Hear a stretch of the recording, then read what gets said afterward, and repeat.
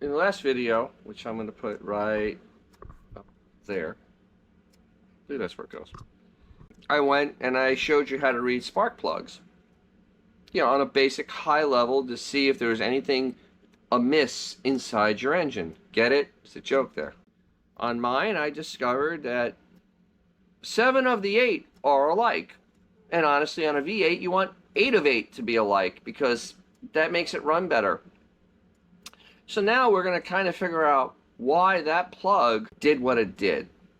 Turned, oily. The first thing, I'm going to do a quick thing with a compression tester. When you have oil on a plug and the engine is running well, there's only 3 ways for that oil to get inside that cylinder.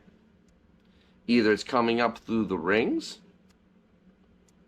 or it's going down the valve stem through the seal on the top. There's a lot of oil inside the top of the head where the valves are, or it's getting sucked up through the intake and then dispersed through the intake valve. We're going to do 2 things to get an idea of where it's coming from, and we're going to use a few tools that you can get yourself. You get them from Amazon. And I'm not being paid for it. I've bought all this stuff with my own money. Use these to help diagnose your engine. So the first thing we're going to use is this camera. It's a little, see, it has a little camera on the end. Big color screen. I think it was like $60. It's rechargeable. It's variable light. It's waterproof. This is a pretty neat thing to have around your house. Next thing we're going to use is this pressure tester, compression tester. And this one is really neat because it's digital. I like that. It's not a dial. It tells you exactly what the compression is in the cylinder. And we'll go quickly over that one. And the other thing is you need a remote starter, because then you can be nowhere near where the thing is to make your car start, because it has a long cord and it has these little leads on the end. So even if your car uses a relay, you can jump the relay with these, so you don't have to be, especially if the cylinder's on the other side of the car, you can then do that. So let's go ahead and I'll show you how this works. Okay, so here is our little camera. Turn it on. You can see a little light on the edge. See, it's in color. That's pretty nice. And it shows, pretty nice. It's a decent picture. I mean, this was under $70. So I'm happy. So what we're gonna do is we're gonna put it in the cylinder, and like so. All right, and we're gonna make sure that it's not magnified. So that is the piston. That looks nasty. Piston isn't supposed to look that nasty. And so looking around, trying to get a view. There's a lot of carbon on there, which is from the oil. So this one, what you can do is you can take the picture and make it go to the side. So then we'll go in here and, oh, see, that's not what you're supposed to see. That's oil. That's a lot of oil.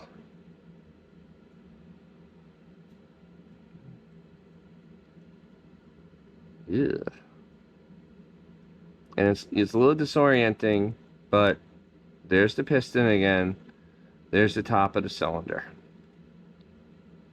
And the oil is, whoa, see, it's fairly high up in the cylinder. So I'm gonna kind of, ooh. Ew.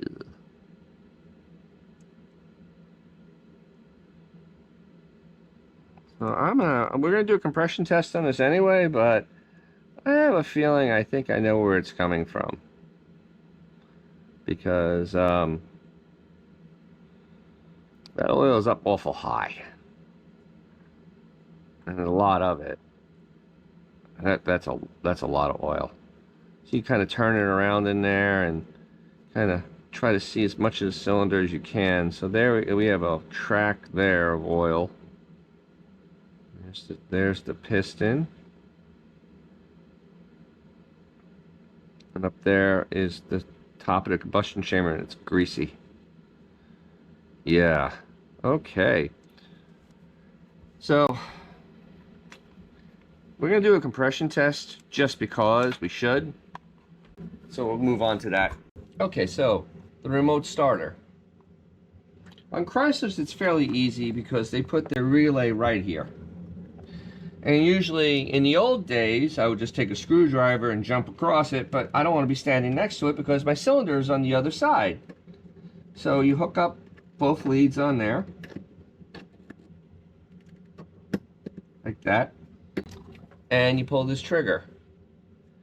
And make sure nothing's in the way of the engine, and you spin it, like that. That's part one.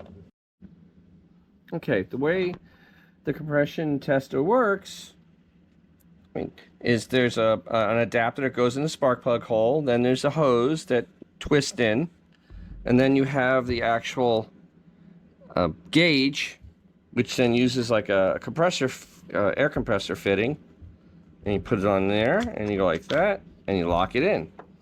And this one's kind of neat because it lights up, which is incredibly cool.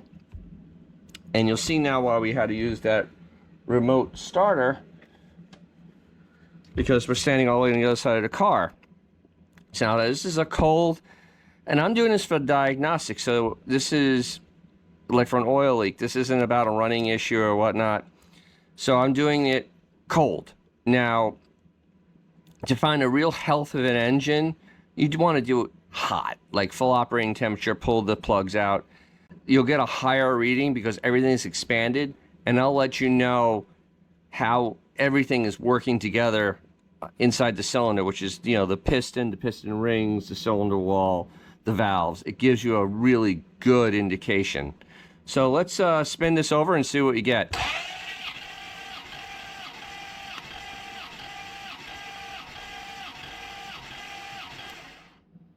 Okay, that reads 186 PSI. That's really high. That's very healthy. And you can see that the, being it's digital, very nice. So I know my rings are good. I know my valves are sealing. So that's pretty good. So, but you always want to at least do one other cylinder. So I'm going to do number 8, which is right behind it, and we'll see what that number is. Now, if we were doing a full check on this engine because something wasn't right, you'd do this on each cylinder and you'd write down what each number was, because you want to be within 2.5, no more than 5% difference. You really don't want much more than that. You want it to be pretty, just like the spark plugs, you want to be very consistent. So let me undo all this and put it in number 8, and we'll test that and see where we are, and then kind of have some contemplations where we need to go next to be able to figure out where that oil is coming from. I think I'm starting to have a really good idea that it's coming from the intake manifold. Yeah, that's where I'm gathering. But we'll see what number 8 has for us. Okay, I'm going to show you how this goes in. I may speed it up a little bit. But you take this is the adapter for my spark plug. And you go down. Now, you want to do all this by hand. Never use any tools. You never use any tools to tighten this down, because there's just a little O-ring on that. You're not going to hurt yourself by having it finger tight in there.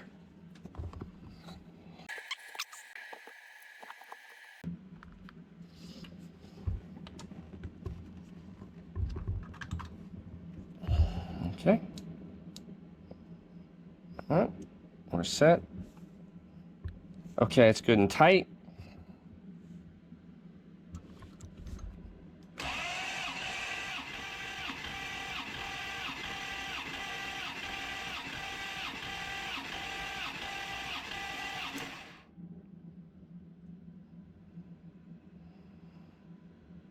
So this one is at 178.4. The first one was 186. Well within the margin of error. Plus the engine's cold. Difference could be in the valve lash between the two different cylinders. But cold, yeah, I'll take 178. So we know that the cylinder is good.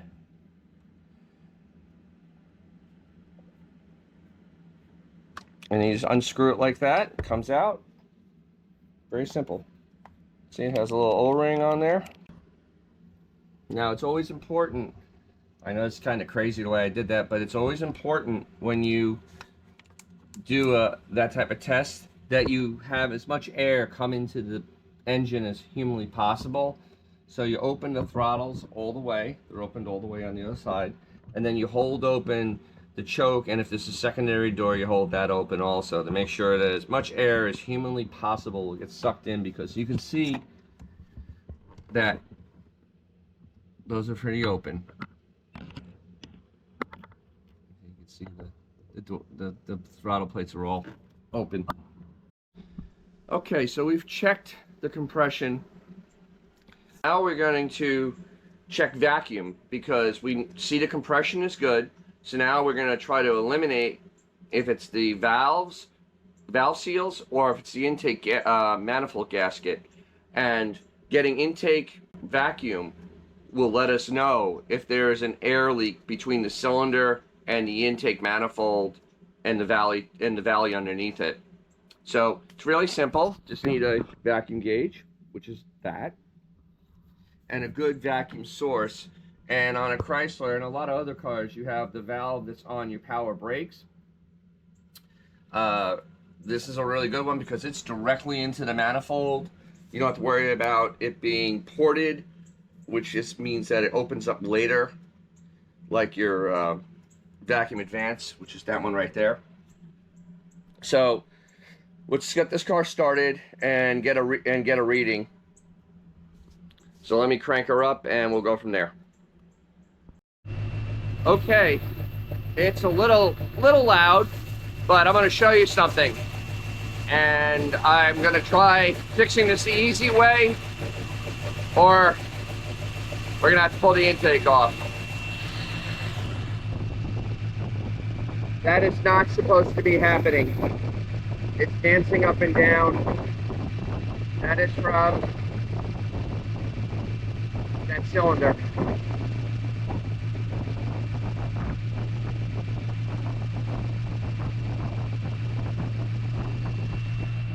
Since our plugs look good, except for that one, we know that the valves are not messed up. We've adjusted them. We know the mixture is good on the carburetor. So the only thing left is that the intake manifold gasket blew out, or the bolts are loose. We're going to tighten the bolts and pray that that is what's wrong. Wow.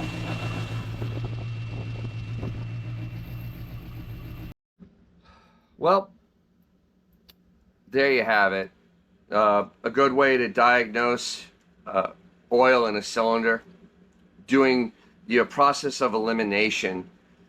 So we did, in the previous video, we did a check on all the spark plugs, showed that number 6 was a little oily, did a camera view on it earlier. Then we did a compression test, showing that cylinder's compression and the cylinder next to it, showing that the rings were still sealing, because if they weren't sealing, the compression would be low. And now we've done a vacuum test, and the vacuum gauge is dancing, which is telling us I have a vacuum leak, an internal vacuum leak, being that we know that the valves are good and that the carburetor is set up right because of the way the spark plugs look. So next is to try to tighten those bolts to the factory torque. If that doesn't work, we're going to have a whole video on removing an intake manifold, setting up the gaskets, and doing a deep dive onto why the gasket blew out, if it did. So hopefully you got something from this. You did. Please crush that like button. If you didn't, thank you for watching to this point. I appreciate it.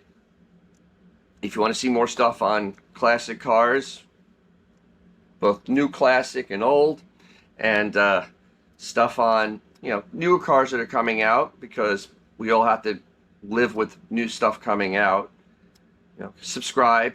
You could also comment. Please do. I know I've asked before, and I like comments, because the feedback, and also it makes it a conversation. And finally, share it, because sharing is free on YouTube. I've definitely verified that, very much so.